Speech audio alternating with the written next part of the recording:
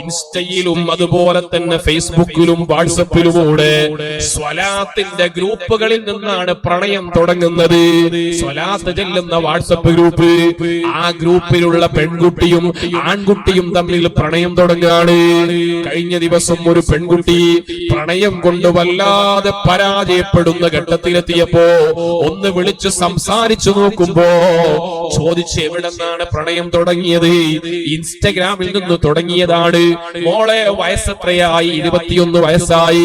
പ്രണയിക്കുന്ന ചെറുപ്പക്കാരന്റെ വയസ്സോ അതും 21 വയസ്സാണ്. വീട്ടുകാര് നിനക്ക് കല്യാണം അന്വേഷിക്കുന്നുണ്ടല്ലോ, നടക്കുമോ? ആ പെൺകുട്ടി കരയാൻ തുടങ്ങി, എനിക്ക് കല്യാണം വേണ്ട. എവിടെന്നാ പ്രണയം തുടങ്ങുന്നത്? നന്മ പറഞ്ഞുകൊണ്ടാണ് നിസ്കരിക്കാൻ പറഞ്ഞിട്ട്. എപ്പോഴാ ചാറ്റിംഗ് നടക്കുന്നത്? തഹജ്ജുദിന്റെ സമയത്ത്. തഹജ്ജുദ് നിസ്കരിച്ചിട്ടാ ഞങ്ങള് ചാറ്റിംഗ് നടത്തുന്നത്. ഞങ്ങളുടെ ബന്ധം അങ്ങനത്തെ ബന്ധമൊന്നുമല്ല. പക്ഷേ ഞാൻ ചോദിച്ചു, മോളെ നിന്റെ ബന്ധം അങ്ങനെ അല്ലെങ്കിൽ പിന്നെ കല്യാണം കഴിച്ചൂടെ? പക്ഷെ എനിക്ക് വേറെ ആരെയും വേണ്ട. അപ്പൊ ഞാൻ ചെറുപ്പക്കാരനെ വിളിച്ചു. ഞാൻ പറഞ്ഞു ഞാൻ കെട്ടൂലെന്ന് ഉറപ്പാണ്. എന്തൊരു സങ്കടമാണ് നോക്കൂ നിങ്ങള്. കല്യാണം മുടങ്ങുന്ന രൂപത്തിലേക്ക് മനസ്സു മാറുന്ന പെൺകുട്ടികള്.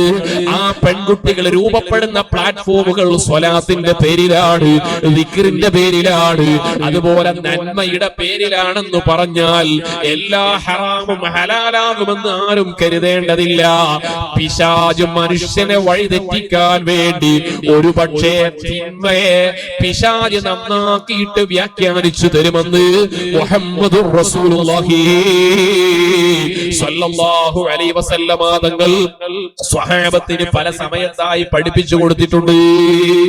അപ്പോൾ തിന്മയിലേക്ക് പോകുന്ന പെൺകുട്ടികളോട് ഓർമ്മപ്പെടുത്തുന്നത്, നമ്മളുടെ ജീവിതത്തിൽ നമ്മുടെ ജീവിതമെന്ന് പറഞ്ഞാൽ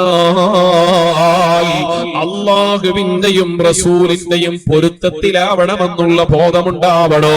നമ്മളുടെ വസ്ത്രം, ആ വസ്ത്രം അള്ളാഹുവിന്റെ പൊരുത്തത്തിലുള്ള വസ്ത്രമാവണേ.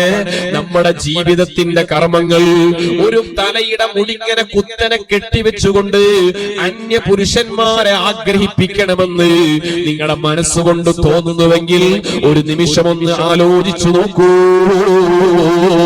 നിങ്ങൾ പുരുഷന്മാരെ കൂടി നല്ല രൂപത്തിൽ ജീവിക്കുന്ന, തഖ്വയോടെ ജീവിക്കുന്ന ചെറുപ്പക്കാരെ ആകർഷിപ്പിച്ചുകൊണ്ട് നശിപ്പിക്കുന്ന ആളുകൂടിയാവുകയല്ലേ?